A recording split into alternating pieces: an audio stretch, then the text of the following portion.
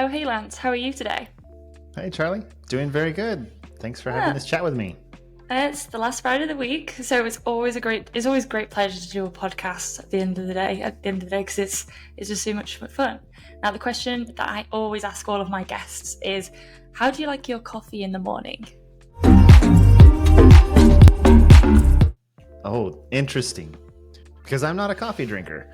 Um, yeah, usually I have a big glass of water when I get up. I'm finishing off my morning smoothie. So blueberries and bananas and some protein. And I don't know what else is in there. But A little bit of acai a bit there. It's purplish colour for yeah, that's either the listeners. blueberry. So my daughter made it today. So it's Yeah. delicious and it's a mystery. Hey, shout out to daughter of Lance Robbins. We all love a good smoothie. It's really interesting. I've asked now quite a few entrepreneurs, how do they like their coffee in the morning? And we're coming out with a mixture. It's either no coffee at all, it's either black coffee, or it's a latte. There's nothing really in between. So Yeah. you're sitting in that cap. But today, obviously, this podcast is all about you and in your position and in your role. So tell the audience, please, what is it that you do and why do you do it? Yeah, so I do a fractional people leadership and HR service. And, I found it's a bit of a winding journey to get here, but I really love, first of all, being an independent. I love the flexibility. I love the autonomy. I love the impact that I can make. I'd rather bet on myself than bet on the company. So that definitely burned me a couple of times in the past by putting my eggs in the company's basket. So maybe that's a thing I need to work through. But I like having the control over what's happening for me and my family as a provider, and I really enjoy seeing changes made, that transformational impact that you can make for the experiences that people have at work. Because work shouldn't be such a terrible experience, right? I like my work. I think everyone should have the opportunity to enjoy their work. There's always going to be some things we don't love, but it shouldn't be such a bad experience. I was having a chat this morning with somebody who's in an organization that is just making such poor leadership decisions and creating such a bad experience for their employee population. And it's having the opportunity to help guide change in that kind of organization is really, really rewarding for me. And I think you've just encapsulated this podcast. It's like if you're going to go down this entrepreneurship, you're going to be an owner of your own business. You got to love what you're doing. And I like that you said you're not going to love everything, but you still want to come and be like, I want to keep turning up today. I really want to be enjoying what I'm doing. And so I'll just before we get really into the details, tell me a little bit more about that winding road, and also what does it mean to be a fractional person? Yeah, I'll start with the second part. What does it mean to be a fractional person? So I've done a lot of thinking on this, and when I launched my own fractional business, I wrote an article and I created this Venn diagram where we talk about consultant, employee, and freelance. These three different spheres of work. And consultant tells you what to do. Freelance takes the orders and does things. The employee is skilled, but they're not likely a strategic partner. But where there's an overlap in the middle is where you get a fractional, not an employee, not a consultant, not a freelancer, but someone with high levels of expertise, the ability to work on a strategic level, and also the capacity to put their hands on the project and get involved and execute on the vision that they create together with the leadership team. So it's this intersection of the three, because I keep hearing, is this just another term for part-timer? Is this just another word for a consultant? And I don't think it's exclusive. Like a fractional may do some consulting work, right? Or may do some freelance type work, but truly, defining for me what a fractional is someone who works strategically and puts their hands on the project to see it through the finish line to implement. And that's where I find myself working with my customers. But how I got here I mentioned a couple of times you working with a company that wasn't able to keep my spot. So, like many others, I found my way here as a result of a layoff. Going backwards, getting into HR and people. Really, my first job out of college was with a family business that we grew to 350 people. Did that for about 10 years in an operations leadership role and managing people that were distributed throughout the southeastern United States in the agricultural industry. And I just learned so much about distributed work and kind of a modern communication approach. But it was controlling my life. If anybody who's listening is in the agriculture industry, you know how intense 10 months out of the year can be absolutely intense, and the other 2 are regular intense. And my kids were just babies, and it was taking over my life, and I needed a change. And so I had a friend that recruited me over to the software development world, where I kind of took a step back in my career, moving industries, but got into project management and got into people work and found myself doing recruiting and then leading talent acquisition. But yeah, then through a couple of layoffs there, found myself, what do I want to do next? I've been doing completely remote, work for 7 years or so. I'm not going back to an office. I really have an entrepreneurial spirit. I want to be, making an impact, having autonomy, having freedom, having choice. And it's also not a great time in the marketplace for people and HR folks. So I decided, hey, you know what? I think I'll make a go of this on my own. Mm-hmm. And kind of mapped out what I thought I would do. And then the market told me that's not quite what we're looking for. So I made some changes, and I'm finding myself settling into this people, HR, fractional leadership, and specifically for distributed and remote organizations where people aren't all co-located, more of a modern workplace optimization type experience. Let's unpack all of this. This is so good. So you just said then, right now it's not a great place for HR in the market. What's happening? Yeah, so during the COVID pandemic, this hyper growth for all things technology, recruiters, HR, retention became such a focus. So they loaded on HRBPs and people in culture experience managers. And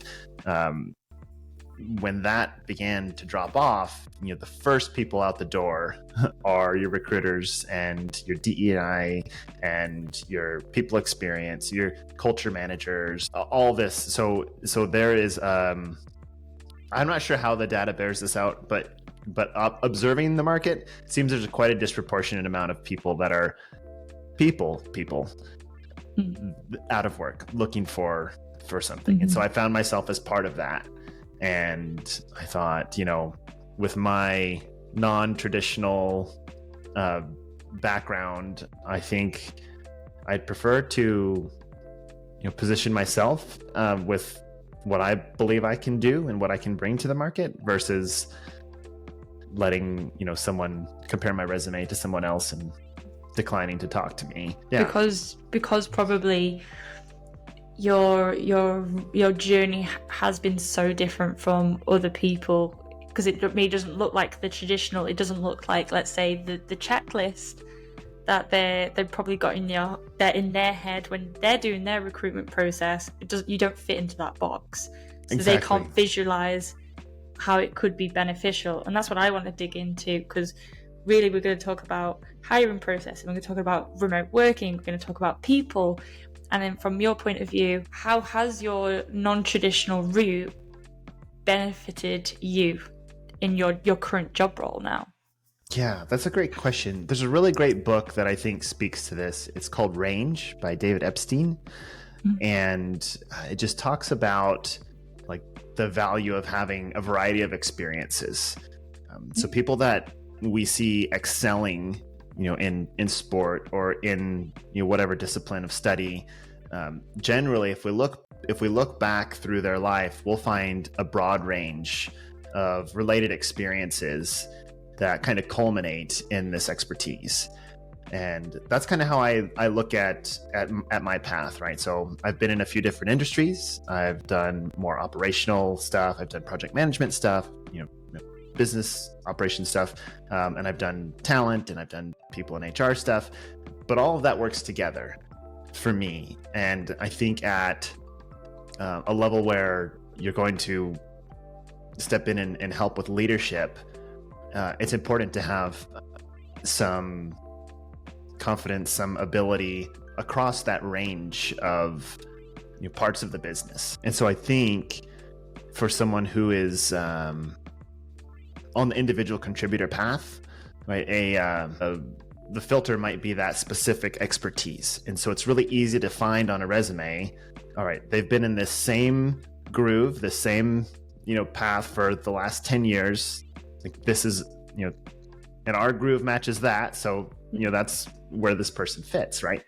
But I think as the responsibilities expand, people with non-traditional backgrounds are going to bring a lot to the table. It's just hard to see it on paper. Can you give us an example of a time when it made you more successful and it proved more valuable to your client from having that more diverse background? Sure. Yeah. So I touched on this a little bit in our conversation yesterday. I had a customer that came to me and said, "Hey, I want to do this workshop. Right. This is leading mission, vision, and values creation. They're a nonprofit, relatively small organization.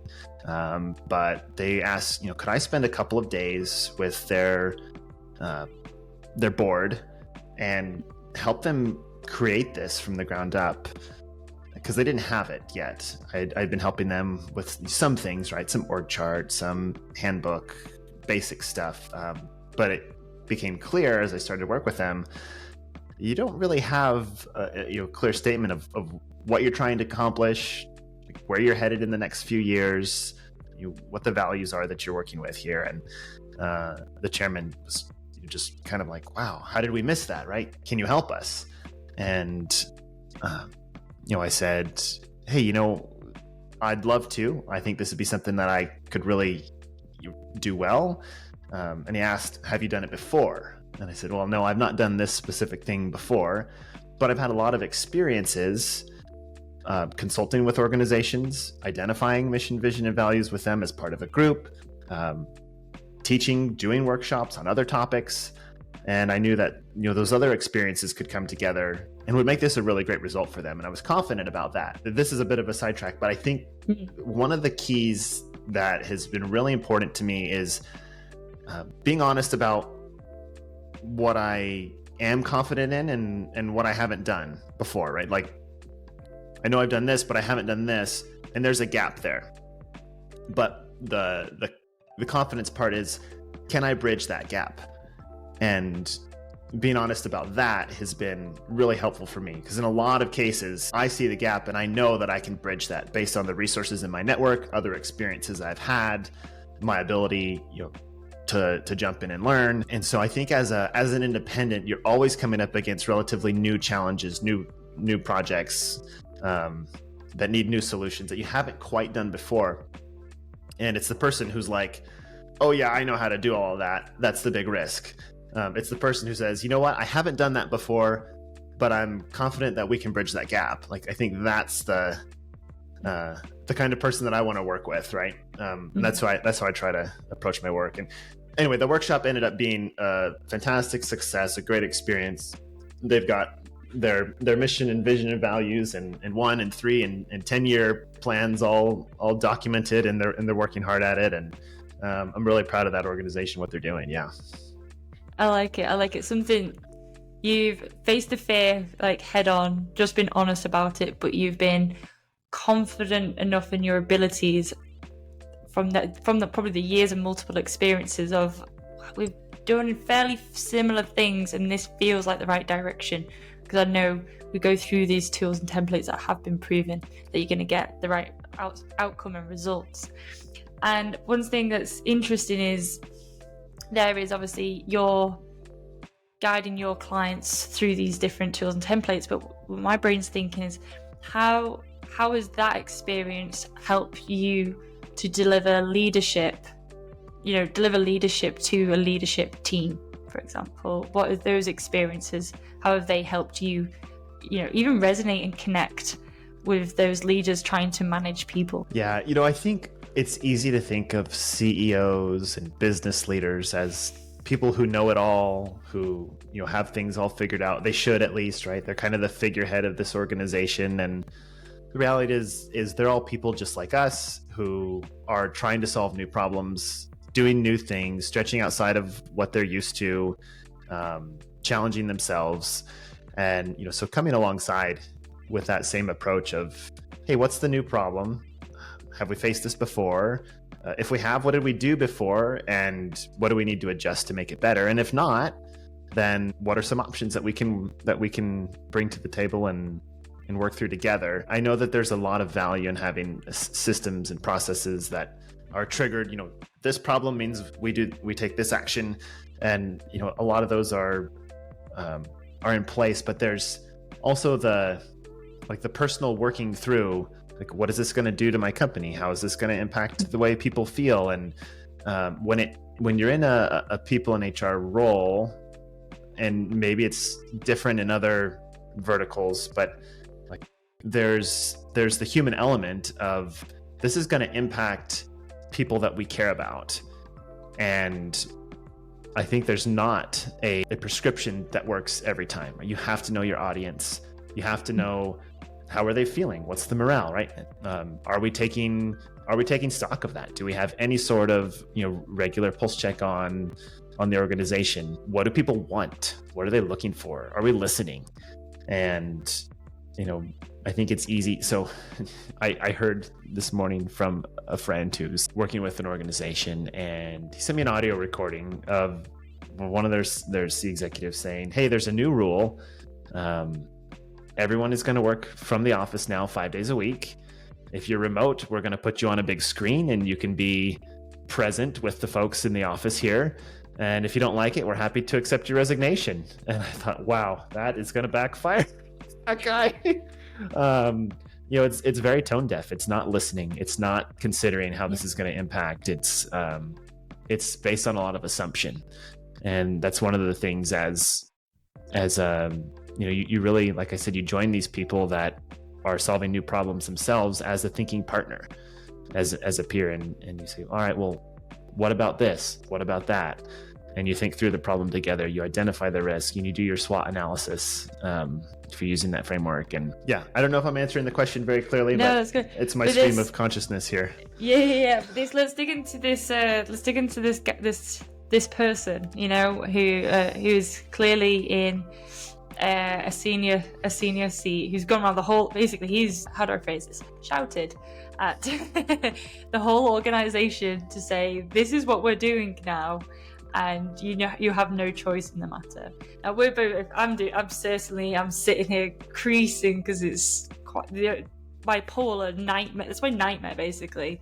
If I ever was an employee for that type of organization, but I want to flip it on its head a bit, because if he'd made that statement, only 10 years ago or maybe 15 years ago, I don't think many of us would have batted an eyelid. We would kind of just gone, yeah, that's kind of how work works.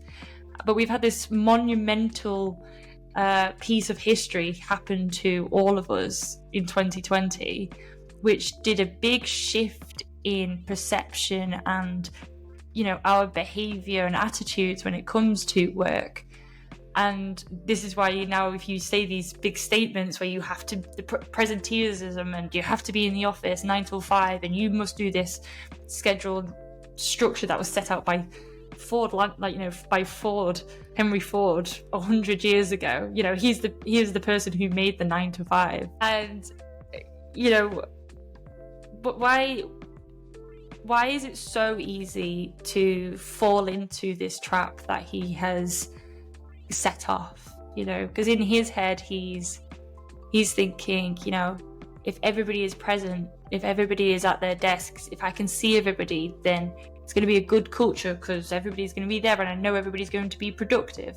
I'm spitballing a few things that could be going through his brain when he thinks like this is a great idea, and he's talking about it because maybe he's going, no, this is the vision, rather than it being a commanding voice. So how do you fall into this trap, and how do you get out of that trap, or avoid it, I should say?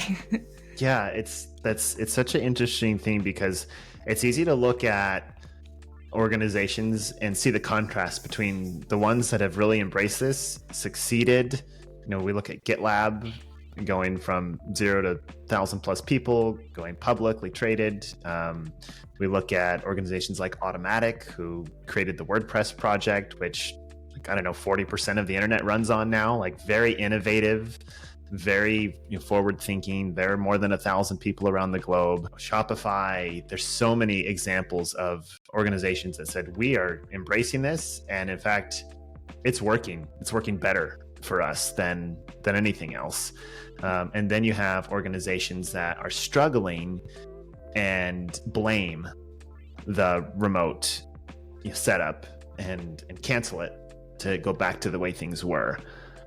I think even just saying that out loud tells you, this is an organization that wants to be the way things were, maintain status quo, and maybe they're trying to do innovative work, but I think the attitude is that we need to keep things constant. And the contrast is, we're trying new, and we're going to innovate. We're looking for the cutting edge. And so you get those two different ways of thinking. And the other thing is that, and in the kind of the remote work consulting world, they say is remote work doesn't create the problems. It just puts a magnifying glass on the problems that were already there.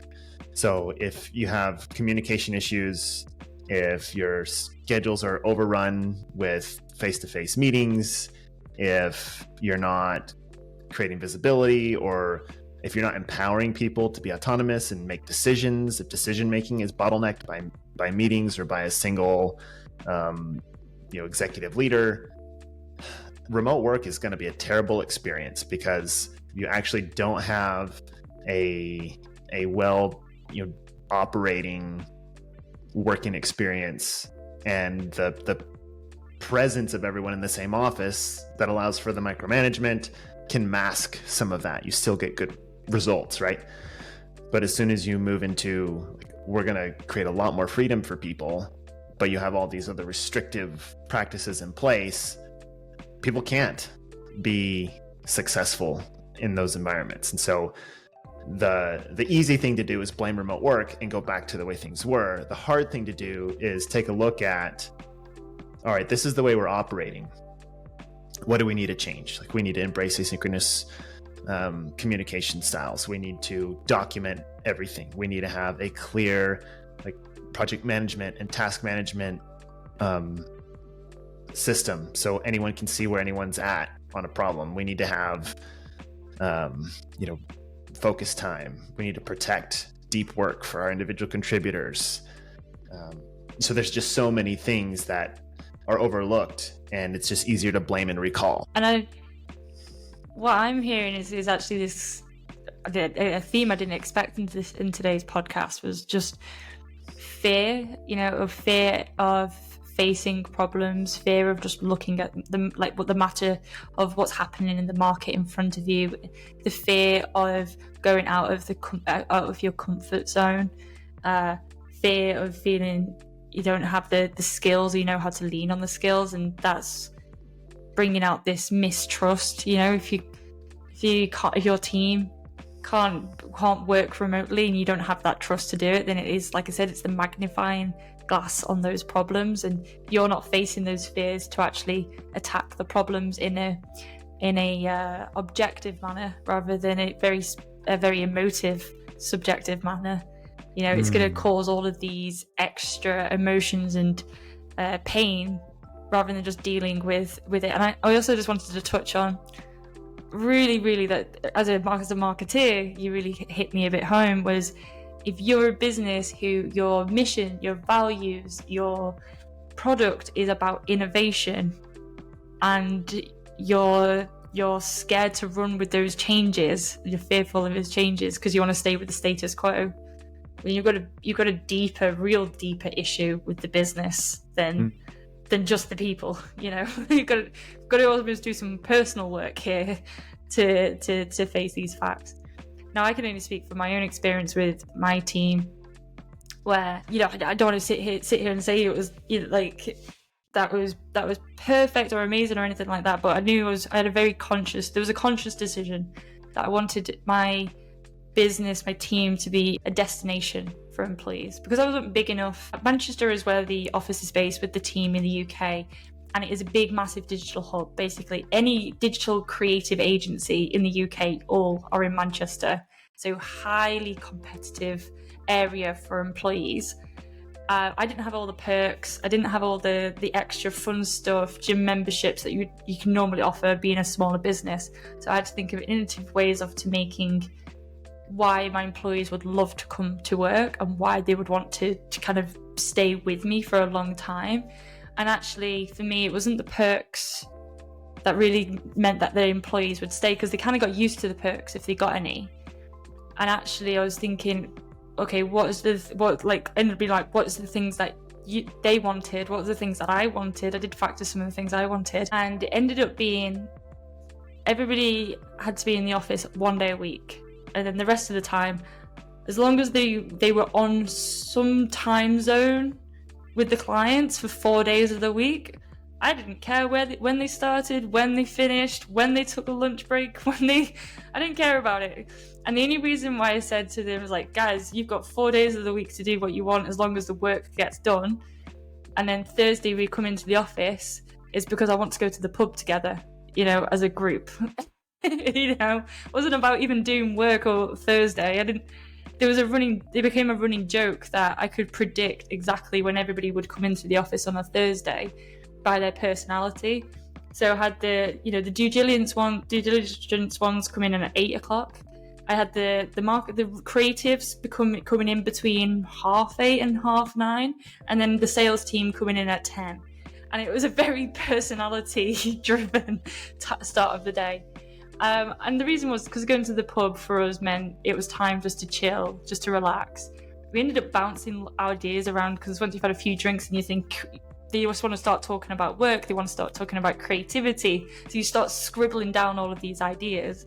And also it opened up an opportunity for me to say to them, hey guys, what else do you want in the business? What else do we want to do? What else do we want to... it was also my time to pick their brains a little bit and just see collectively, what was the things that were missing? What things we wanted? I don't know. I didn't know what these answers were, but I'd start writing them down, making a list. And we wouldn't do all of them, but we'd do one or two and just keep chipping away and, making the most of it.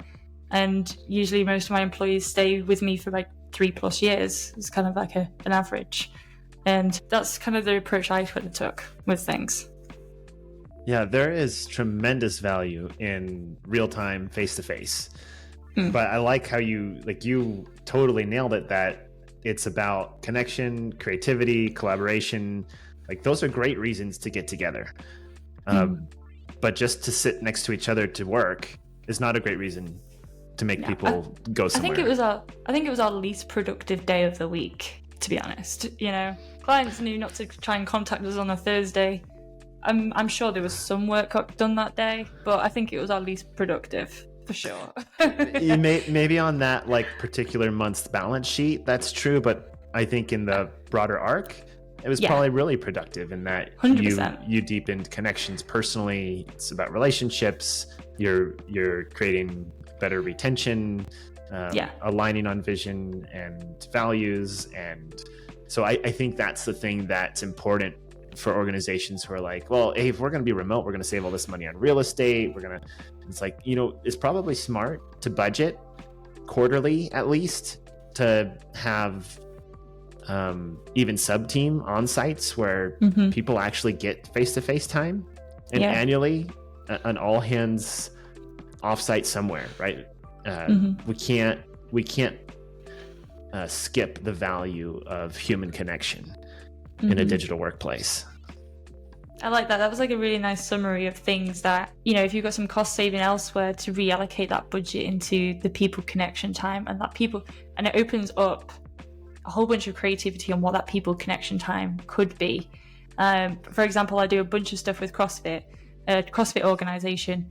So our people connection time, because we all live around the world, is going to CrossFit competitions and going to CrossFit events. And it's a subject that's brought us together.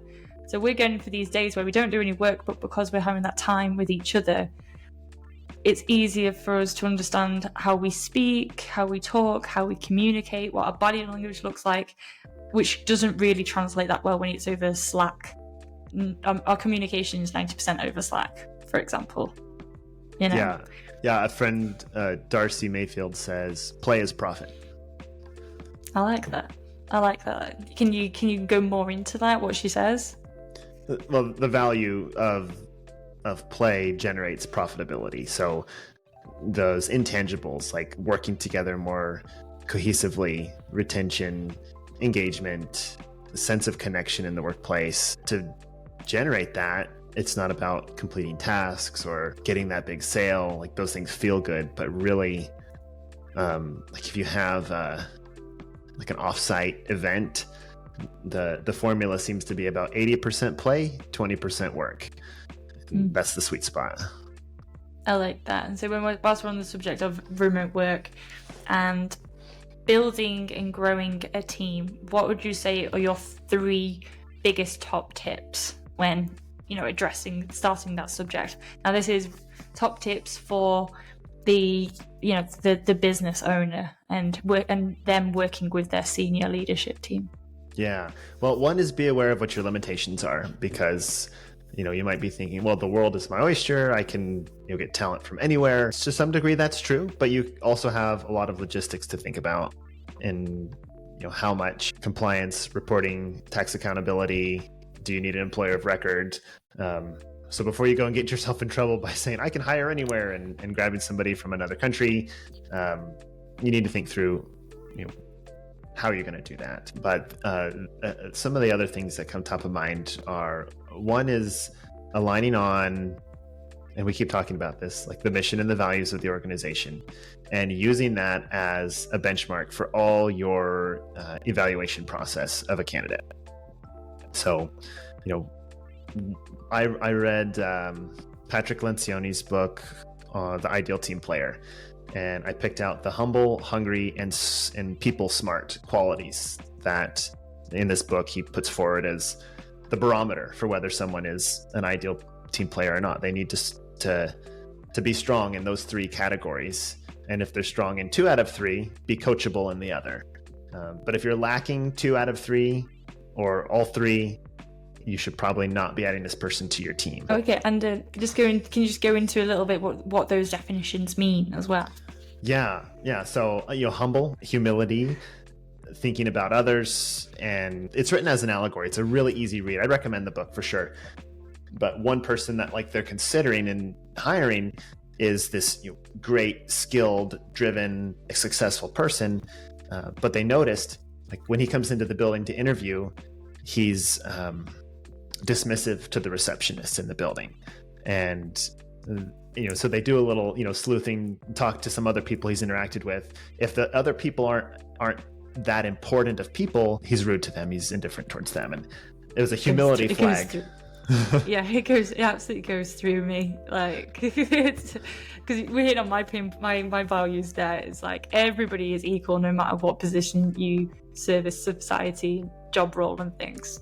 As long as you're a nice person, that's all that matters. Right. Yeah. So in the story, it's a really maybe oversimplified but obvious way of showing, right? This person thinks an awful lot of himself, has a big ego. We in job ads you read no egos allowed kind of thing, right? So that's the idea of the humility. Hunger is driven, wanting to learn, self-motivated, looking for opportunity to grow, a strong work ethic. And the other about smart, humble, hungry, smart, it's people smart. So the soft skills that make someone approachable, they're a good listener, they have empathy, they are willing to spend time with people, they have a good emotional regulation of their own, right? They're not flying off the handle with things that don't go well, getting upset, shouting, those kind of things. So looking for those 3 qualities, humble, hungry, people smart, And even so, I implemented in the organization that I was leading their talent acquisition for scorecards at every level of the evaluation process. And each one of those, I included the humble, hungry, and smart, right on top of what are the other hard skills we're looking for. But I wanted to rate candidates humble, hungry, and smart from resume review, screening call, technical interview, trial project. And we wanted to see a trend of really strong matches in those three kind of intangible categories. And we built a really great cohesive team, which results in a really great cohesive culture. You have people that they value the same things. They were from many different countries, many different backgrounds, a lot of different ways of thinking, different roles, but we aligned on those values, and it really was a huge add to the organization. And I really like there as well that you said it's you've got this core benchmark that you're evaluating each of the different stages. Now, just kind of a last sort of deep dive question: is there a time where, let's say, you got one person who was kind of tick across the board, and there was just somebody who had a few, maybe one or two little X's, but like you said, was coachable? Is there an instance where you wouldn't go for like maybe the perfect candidate, and you would go for the more coachable candidate? Definitely had situations where we noticed maybe a yellow flag or a small red flag with one of those humble, hungry, or smart categories. And it seems like usually it's the humility part, people's egos, right? In an email exchange or something they said in an interview that kind of got our ears perked up about this humility piece. And yeah, I can specifically remember one scenario where we hired the less experienced professional who scored really high on our values. And they're a great team member. And we lost no sleep about dismissing the other person. Because you knew at the end of the day, because they had that coachable element and they were combined with that hungry element, it wouldn't be too long before they caught up in experience and skills as the other candidate. But in the long run, they're going to stay with them because the values match, and they're just so much easier and more pleasurable to work with. And it goes back to if you've got that cohesiveness, you're more able to be in a safe environment to play, to be more profitable. Yeah, the damage that could be done by bringing somebody into the team that's not a match. But like, yes, to the person who's teachable and all that, but the counter to that is what's the risk you take if you do bring the person in? Like, they may be able to execute great work, but it's going to be a little bit of poison in the water. Like, who are we going to lose? Who's this person going to hurt that we really care about and value and want to keep here? What's the collateral damage of bringing this person into our team? And it's a risk that we just weren't willing to take. So final question for today is, when you're looking at your business, or you're looking at a business, or you're looking at a team, and I think we've slightly touched on this, but what does success look like for you? Yeah, there's a number of different ways to measure success, right? We have financial goals are the most obvious, the ones that come to mind right away. And yeah, I have numbers that I'd love to get to, year over year. Another way that I think about success is my quality of life. Am I happy? Is my family happy? Am I, getting to enjoy the milestones of my children growing up? Am I present? That makes a big difference for me. So that's a way to measure success. And am I making an impact is probably the third one that I'd say is a way for me a barometer for success. I was in a role in the past, because of my broad range of previous experiences, I knew I was very underutilized. There were so many things that I knew I could touch, but it was outside of my scope. And there wasn't there was somebody in those other seats, right? And I felt like my impact was quite limited. I could influence things. I could have some impact on it. But I want to feel like I'm in a role where I'm getting most utilization of the impact that I can make.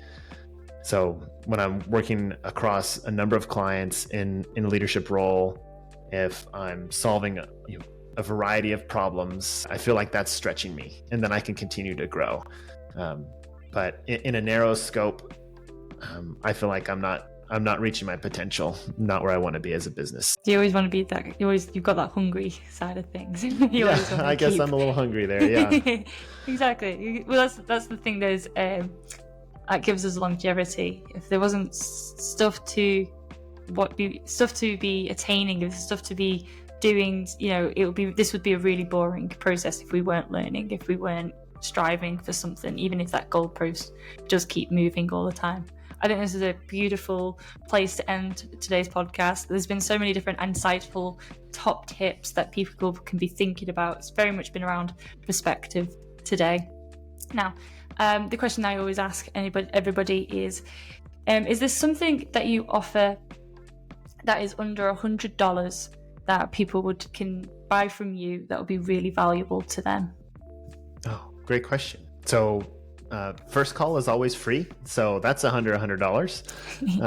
If you're a business and you're struggling in retention, in culture, remote work practice, right? If you're trying to recall all your employees to the office, please call me. Let's have a talk before you make that mistake. Yeah, so that's obviously the first chat's free. If you're a fractional and you're getting into this space, you can find podcasts that I host. And Charlie was a wonderful guest of mine just recently.